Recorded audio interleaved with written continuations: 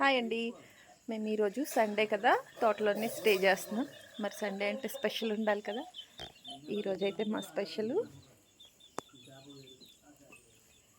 వీడే. మా స్పెషల్కి వీడు బలైపోతున్నాడు అనమాట. వీనైతే కర్రల పొయ్యి మీద ఇప్పుడు కుక్ చేస్తాను. సరిగ్గా కనిపించట్లేదా? ఓకే చాలులే. పందెం పుంజు దీన్ని ఇప్పుడు కట్ చేసేస్తాం. ఆరుష్ బాయ్ చెప్పి ఇంక దీనికి బాయ్. ఈ కర్రీ ప్రిపరేషన్ చూద్దాం ఇప్పుడు. ఇంటి దగ్గరే గుమ్మంలో కరివేపాకు. ఇప్పుడు కూరలోకి కొద్దిగా ఫ్రెష్గా కరివేపాకు తీసుకుంటాను.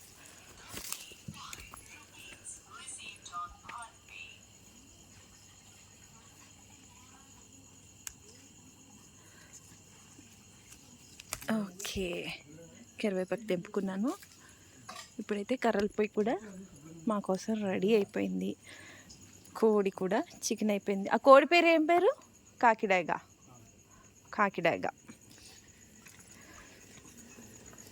లేకమ్మా.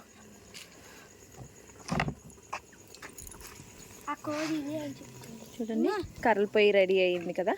ఇప్పుడైతే మసాలా అంతా కూడా వేసుకున్నాము. స్టార్ట్ చేసాం కర్రీ ప్రిపరేషన్. అవునమ్మా, అదే కట్ చేస్తాం.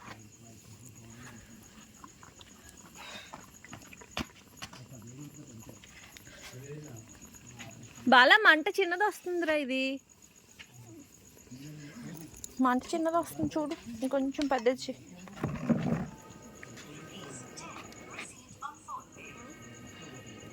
గిన్నె పెద్దది, పొయ్యి చిన్నది అయింది. అది అలా కొంచెం మంట ఎక్కువ వచ్చి ఇలా చేయి. తీసుకో. కర్రల పొయ్యి మీద వండింది పందెం కోడి మాంసం చాలా టేస్టీగా ఉంటుంది. అసలు అదిరిపోతుంది. ఎప్పుడైనా వచ్చినప్పుడు ఇక్కడే కోడిని కోసుకుని ఇక్కడే వంట చేసుకుంటాం. అది కూడా స్టవ్ మీద అస్సలు చేయమండి, కర్రల పొయ్యి మీదే చేసుకుంటాం.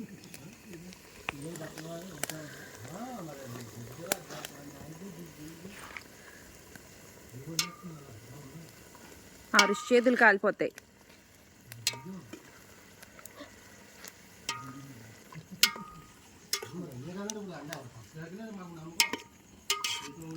మమ్మీ పొయ్యి పడిపోయేలాగుందమ్మా. నీకు అలవాట్లేదు కదా, అందుకని అలా ఊగుతుంది. నాటుకోడి చికెన్లోకి ఫ్రెష్గా మా చెట్టు నుండి తెంపిన ములక్కాళ్ళు కూడానండి. చాలా బాగుంటాయి ములక్కాళ్ళు. మటన్ ములక్కాడ, నాటుకోడి చికెన్లోకి ములక్కాడ.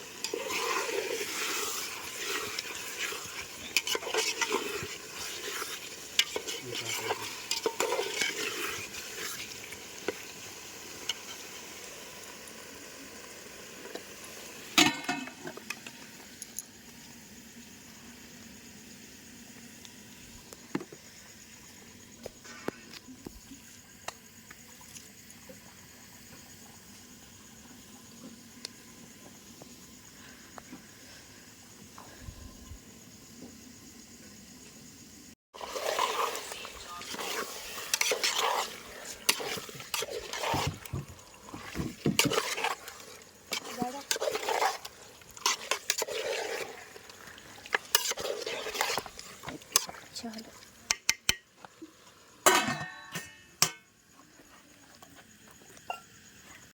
కర్రీలోకి ఆల్ స్పైస్ ఆకు అయితే వేయడం మర్చిపోయా. కొన్ని ఆకులు తీసుకుని వెళ్తున్నాను.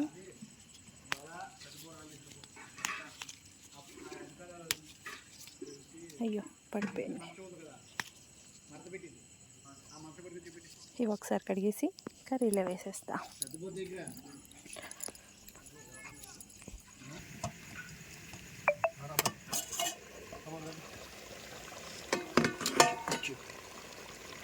ఆల్ స్పైస్ ఆకు నాటుకోడి చికెన్లోకి.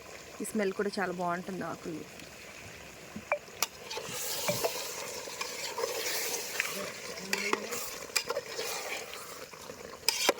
చూస్తున్నారు కదా, చూడండి మా చికెన్ ఎంత బాగా కుక్ అయిపోయిందో.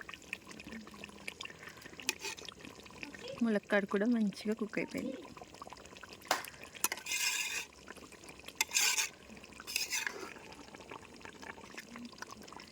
Chicken ready. ఫిష్ ఎలా ఉంది? చాలా బాగుందమ్మా. చికెన్ టేస్ట్ బాగుందా?